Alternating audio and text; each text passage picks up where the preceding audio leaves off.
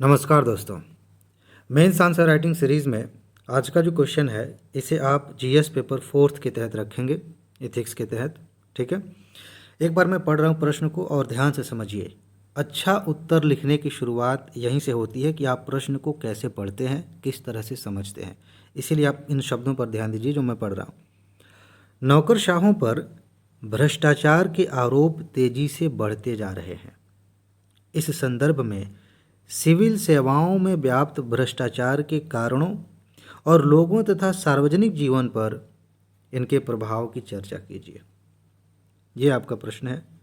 देखने में एकदम सीधा सीधा लगता है, लेकिन इसका जो उत्तर है ना, वो बस ऐसे हवा हवाई नहीं होना चाहिए। अगर हम बात करें कि इस तरह के प्रश्नों का इंट्रोडक्शन कैसा होना चाहिए, देखिए कुछ लोग ऐसे ही शुरू कर सकते हैं कि हाँ, मतलब हाँ लिख के नहीं कि हाल के समय में ऐसे बहुत सारे मामले आ रहे हैं कि भ्रष्टाचार बढ़ा हुआ है देश में। ये सब सबको पता है, सामान्य सी बात है। इस तरह के प्रश्न में इंट्रोडक्शन की शुरुआत अगर आप तथ्यों से करते हैं तो बहुत ही शानदार इंट्रोडक्शन होगा और तुरंत एग्जामिनर आपसे प्रभावित हो जाएगा। जैसे बहुत तरह की बातें लिखी जा सकती हैं, लेकिन अगर आपने इंट्रोडक्शन में सिर्फ ये लिखा कि अभी एक फला रिपोर्ट आई थी और उस रिपोर्ट के तहत भारत का जो भ्रष्टाचार है इस स्तर पर पहुंच गया है, हमारी रैंकिंग ये है, इससे समझ में आएगा एग्जामिनर को कि आपने इस टॉपिक की कितनी शानदार तैयारी की है। एक बार गूगल करिएगा और सर्च करिए कि भ्रष्टाचार के मामले में भारत की स्थिति क्या है। यहाँ से आप इंट्रोडक्शन की शुरुआत करेंगे, बहुत ही खूबसूरत इंट्रोडक्शन होगा। यहाँ परिभाषा देने की ज़रूरत नहीं है कि भ्रष्टाचार क्या होता है, ठीक है ना, वो अंडरस्टूड है। आप पढ़ाई कर रहे हैं, इस लेवल तक पहुँच गए हैं, तो ये माना जा रहा है कि हाँ आपको ये बात समझ में आती है। तो ये हो गई बात इंट्रोडक्शन की।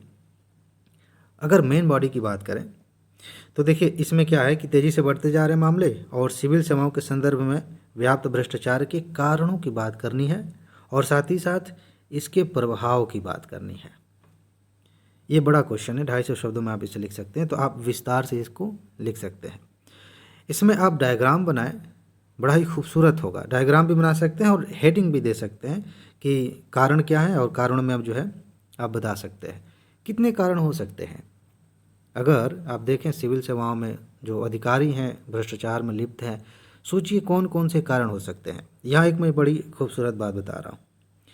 जब भी कोई डायमेंशन वाला क्वेश्चन हो इस तरह से, तो आप ना अलग अलग पक्षों की हेडिंग बनाएं। जैसे मान लीजिए कि आपको कारण लिखना है, तो कारणों में एक हेडिंग हो सकती है, ध्यान से देखिएगा, एक हेडिंग हो सकती है आपकी कि वर्क कल्चर एक कारण है। वर्क कल्चर का मतलब समझ रहे हैं ना, जैसे कि अब जिस संस्था में हम काम कर रहे हैं, जिस तरह के लोगों से हम घिरे हुए हैं जो हमारे साथ काम कर रहे हैं, ऊपर के अधिकारी नीचे के अधिकारी, देखने में लग रहा है कि अरे तो सिस्टम ही ऐसा बन गया है। आपने सुना होगा इसके बारे में कि बहुत सारे लोग कहते हैं कि मजबूरी हो जाती है घूस लेना, भ्रष्टाचार करना, ये वर्क कल्चर उसका बन गया है। एक कारण ये है। इसके बारे में मतलब हेडिंग दे के, कार्य संस्कृति जिसको हिंदी में कहते हैं, हेडिंग दे करके आप लिख सकते हैं कि एक ईमानदार व्यक्ति जाता है और उसी माहौल में वो रहते रहते रहते रहते वो भ्रष्टाचार करना सीख जाता है, वो सारी चालाकियाँ सीख जाता है। ठीक है, यहाँ आप कारण बता रहे हैं, यहाँ आप जज नहीं बन रहे कि ये अच्छी बात है कि बुरी बात है।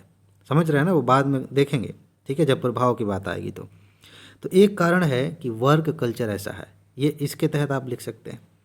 कुछ और भी चीज़ें होती हैं, जैसे कि सबसे मेन कारण तो यही मुझे लगता है।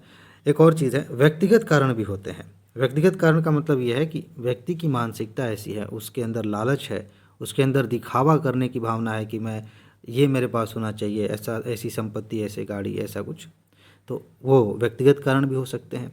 ठीक है, इसके अलावा सामाजिक स्ट्रक्चर भी एक कारण है, ध्यान रखिएगा। हमारे समाज में आप देखिए मोटे तौर पर एक स्वीकृति सी बन गई है, आप कह सकते हैं सामाजिक स्वीकृति। मतलब इसको सामान्य माना जाता है कि कोई सर्टिफिकेट बनवाना है तो अरे इनको इतना पैसा दे देंगे तो ये हो जाएगा इतने दिन में। ऐसा लगता है कि ये प्रोसेस का हिस्सा है, ये करना ही होता है, या फिर मतलब कई सारी चीज़ें, अब क्या उसमें विस्तार से जाएं, तो इस तरह की चीज़ें होती हैं। ये आपने 3 हेडिंग अगर बना दिए, एक वर्क कल्चर, कार्य संस्कृति, एक दूसरा व्यक्तिगत कारण, सामाजिक मतलब सामाजिक स्वीकृति मिलना, इस तरह से। साथ ही साथ एक और चीज़ है कि अच्छा रेगुलेशन नहीं होना, अच्छे से जो ये काम कर रहे हैं, सिविल सेवक हैं, अधिकारी हैं, इनका रेगुलेशन ठीक से नहीं होता तो भी मतलब अपारदर्शिता होती है तो भी भ्रष्टाचार की संभावना बढ़ जाती है। एक और चीज़ है कि कड़ा एक्शन नहीं लिया जाना समाज की ओर से भी और सरकार की ओर से भी। तो जब आप हेडिंग में बातें लिखेंगे ना, तो एग्जामिनर इतना मान के चलिए कि वो आपके अंदर की बातें शायद ही पढ़े, अंदर नहीं पड़ेगा। आपने एक ही दो शब्दों में बता दिया कि इसके अंदर आपने क्या लिखा है, तो फटाफट वो पढ़ता चला जाएगा, वो समझ जाएगा कि कारणों में आपने इतने पक्षों को कवर किया, इसका मतलब आपको समझ है। समझ रहे हैं ना? ये बड़ा खूबसूरत एक तरीका हो सकता है। बाकी यही सारी चीज़ें आप डायमेंशन बना सकते हैं। जैसे मान लीजिए आपके पास समय कम है, तो बस यहाँ कारण लिखे और कारणों में ये कारण थोड़ा सा एक लाइन उसमें लिख दिए, फिर ये कारण थोड़ा सा लिख दिए, इस तरह से आप लिख सकते हैं। अब दूसरे हिस्से पे आते हैं। पैराग्राफ चेंज करिए, पेज चेंज करिए, और पूछा जा रहा है कि लोगों और सार्वजनिक जीवन पर इसका क्या प्रभाव पड़ रहा है, इस पर चर्चा करनी है। भ्रष्टाचार का क्या प्रभाव पड़ रहा है?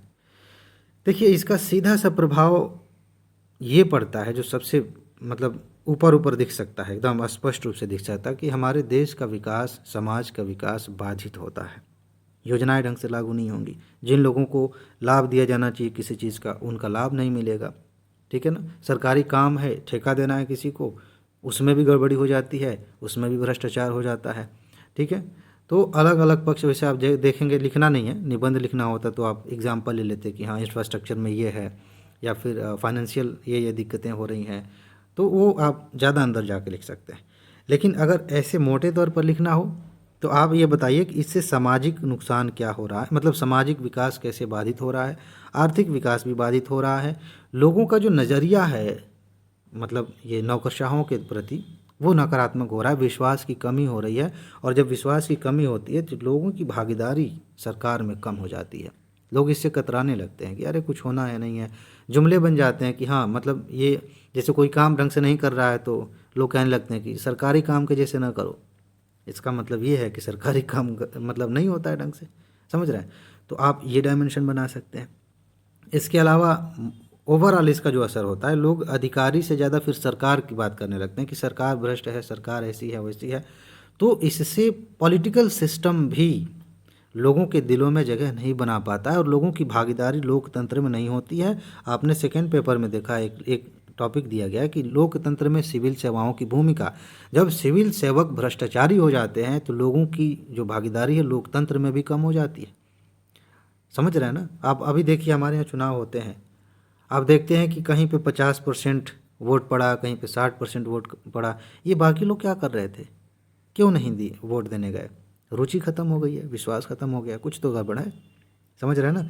तो इस तरह से आप अलग अलग डायमेंशन में इसकी बात लिख सकते हैं। जो लोग आंसर राइटिंग नहीं भी कर रहे होंगे, सिर्फ इस सीरीज़ को कंटिन्यू सुने ना, उनका भी दिमाग इस फ्रेम में ढलना शुरू हो जाएगा। लेकिन आंसर राइटिंग ज़रूर करिएगा। ठीक है जी?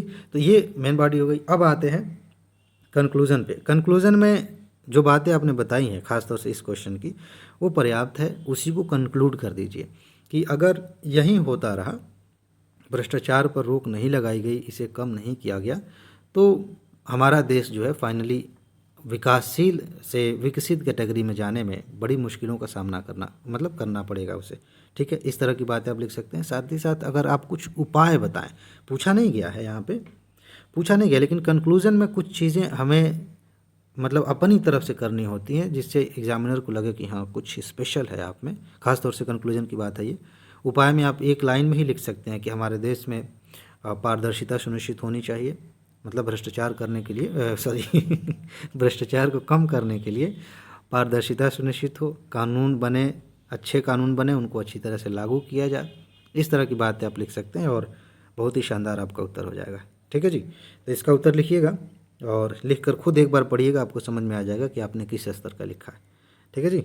तो बस इसमें इतना ही है। अपना ख्याल रखिए, खुश रहिए, मस्त रहिए, मुस्कुराते रहिए, जल्दी से सफल होइए और ज़िंदगी को एंजॉय करिए। आगे मिलते हैं।